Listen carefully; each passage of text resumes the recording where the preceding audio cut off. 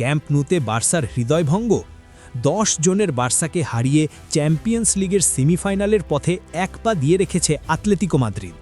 এর আগের ভিডিওতে যখন পরিসংখ্যান নিয়ে কথা বলছিলাম তখনই ভাবছিলাম আসলে রেকর্ড তৈরি হয় ভাঙার জন্য, তাই না? মনের ভেতর কেমন যেন একটা কথা উকি দিচ্ছিল। আচ্ছা, এবার যদি 20 বছর পর আতলেতিকো মাদ্রিদ ক্যাম্প নুতে এসে জয় ছিনিয়ে নেয়? ঘটনা ঘটেছেও তাই। দিয়েগো সিমিওনে তার 14 বছরের আতলেতিকো কোচিং ক্যারিয়ারে এই প্রথম ক্যাম্প নুতে জয় পেয়েছেন। এর পেছনে আসলে একটাই কারণ, বার্সেলোনার মূল দলের অন্তত 3-4 জন ভাইটাল প্লেয়ারের ইনজুরি। আপনার কি মনে হয়? আমি অন্তত তাই মনে করি। রাফিনিয়া নেই, ফ্রেঙ্কি ডি জং নেই, গাভি মাত্রই ইনজুরি থেকে কামব্যাক করেছে। এটাই ছিল সিমিওনের শেষ সুযোগ, তাই না?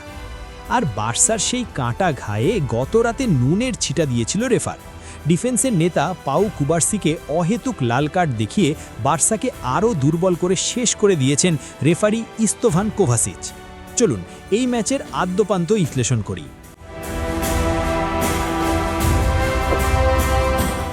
ফুটবল বিধাতা হয়তো আজ বার্সেলোনার ওপর একটু বেশি নিষ্ঠুর ছিলেন। ঘরের মাঠ স্পটিফাই ক্যাম্প নুতে উয়েফা চ্যাম্পিয়ন্স লিগের প্রথম লেগ, বার্সেলোনা বনাম আতলেতিকো মাদ্রিদ। শুরুটা ছিল স্বপ্নময়, কিন্তু শেষটা হলো এক বিষাদময় ট্র্যাজেডিতে। 2-0 গোলের হার আর 10 জনের দল নিয়ে এখন এক হিমালয় সমান বাধা পাড়ি দিতে হবে কাতালানদের। ম্যাচের শুরু থেকেই বার্সেলোনা ছিল অপ্রতিরোধ্য।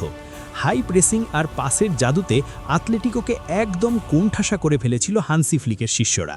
বিশেষ করে মার্কাস র্যাশফোর্ড আজ ছিলেন আগুনের গোলার মতো। ম্যাচের শুরুর দিকেই তার করা একটি শট আতলেতিকো গোলরক্ষক হুয়ান মুসো যদি অবিশ্বাস্যভাবে না ঠেকাতেন, তবে গল্পের শুরুটা অন্যরকম হতে পারত।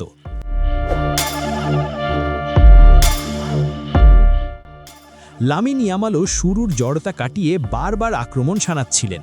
মনে হচ্ছিল বার্সার গোল পাওয়া এখন সময়ের ব্যাপার মাত্র, কিন্তু ফুটবলে ভাগ্যের ছোঁয়া না থাকলে যা হয় আর কি। প্রথমার্ধের অভিশপ্ত 40তম মিনিট, যেখানে সব কিছু বদলে গেল। ম্যাচ যখন পুরোপুরি বার্সার নিয়ন্ত্রণে, ঠিক তখনই ঘটল সেই অঘটন।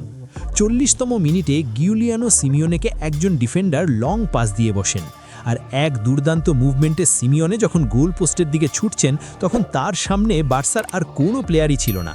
পেছন থেকে পাও কুবার্সি ছুটছিলেন, আর দৌড়াতে থাকে জিউলিয়ানোর পায়ে পা লেগে পড়ে যান সিমিওনে। আর যেটা হয় আর কি, আতলেতিকোর প্লেয়াররা ইদানিং এই এক কৌশল নিয়েছে বার্সার বিপক্ষে। আলতো করে টোকা লাগলেও চিত পতাং হয়ে হুমড়ি খেয়ে পড়েই এমন ভাব করতে থাকেন যেন তাদের হাত পা ভেঙে ফেলেছে বার্সার খেলোয়াড়।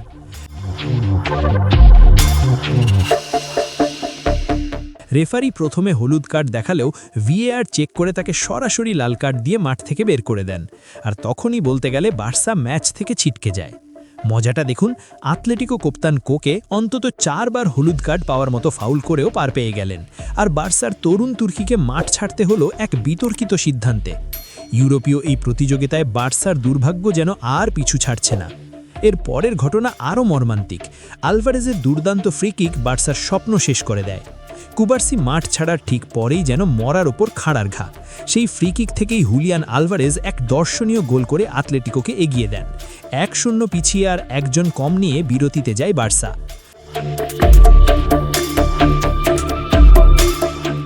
বিরতির পর হান্সি ফ্লিক পেদ্রি আর লেভানদভস্কিকে তুলে নিয়ে গাভি আর ফেরমিন লোপেজকে নামান। র্যাশফোর্ড একাই লড়ে যাচ্ছিলেন, কিন্তু একজন কম নিয়ে সিমিওনের রক্ষণাত্মক দেয়াল ভাঙা ছিল প্রায় অসম্ভব। উল্টো ম্যাচের 70তম মিনিটে লেফট উইঙ্গারের এক ক্রস থেকে বদলি হিসেবে নামা নাম্বার 9 আলেকজান্ডার সরলোথ এক দারুণ ভলিতে গোল করে বার্সার কফিনে শেষ পেরেকটি ঠুকে দেন। সেকেন্ড লেগে আতলেতিকোর দুর্গ মেট্রোপলিটানোতে এখনও কি বার্সার কোনো আশা আছে? 2-0 গোলের হার অবশ্যই যন্ত্রণাদায়ক। আগামী সপ্তাহে মেট্রোপলিটানো স্টেডিয়ামে গিয়ে এই ব্যবধান ঘোচানো কোনো অলৌকিক ঘটনার চেয়ে কম নয়, কারণ ঐতিহাসিকভাবে আতলেতিকো দেখা গেছে গোল অ্যাডভান্টেজ ধরে রাখতে সেরা। সিমিওনে গত 14 বছর দলকে ডিফেন্সিভ ফুটবলে দক্ষ করে গড়ে তুলেছেন। তবে বার্সা বলে কথা, হান্সি ফ্লিকের জাদুতে কি কোনো মিরাকেল ঘটতে পারবে বার্সা? রাফিনিয়াকে পাওয়া যাবে না পরের ম্যাচেও, গ্যালারিও থাকবে প্রতিপক্ষের। তবুও বার্সা ভক্তরা স্বপ্ন দেখেন, কারণ ফুটবলে অসম্ভব বলে কিছু নেই।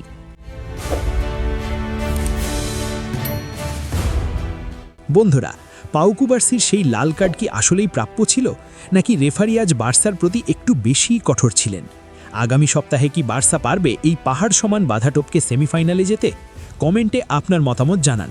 ভিডিওটি ভালো লাগলে লাইক দিন এবং আপনার প্রিয় channel sports Bangla update subscribe করে বেল আইকনটি ক্লিক করে রাখুন। দেখা হচ্ছে পরবর্তী ভিডিওতে। ধন্যবাদ।